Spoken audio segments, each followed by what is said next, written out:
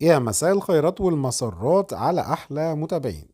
حكايتنا النهاردة عن واحد من الأفلام النادرة للنجمة معالي زايد والنجمة إلهام شاهين.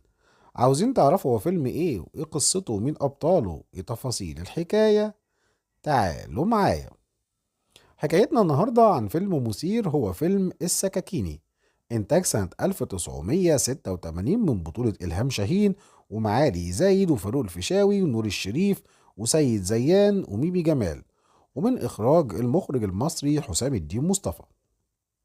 بتدور أحداث الفيلم في حي السكاكيني، حيث يعيش عزب الموظف الغلبان اللي يقوم برعاية شقيقه سمير اللي بيدرس في كلية الطب. بيأجل عزب زواجه من حورية جارته حتى يتخرج سمير.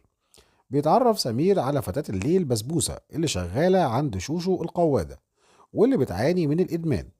بيحاول سمير إن هو يعالجها من الإدمان باقتراض مبلغ من المعلم جميل، وفعلا بتشفى بسبوسة من الإدمان، ولكنها بتسرق مرتبات الموظفين اللي في عهدة عزب، وبتتهم الشرطة بسرقتها، وتتصاعد الأحداث في هذا السياق. الفيلم من تأليف مصطفى محرم، وقصة وسيناريو وحوار بهجت قمر.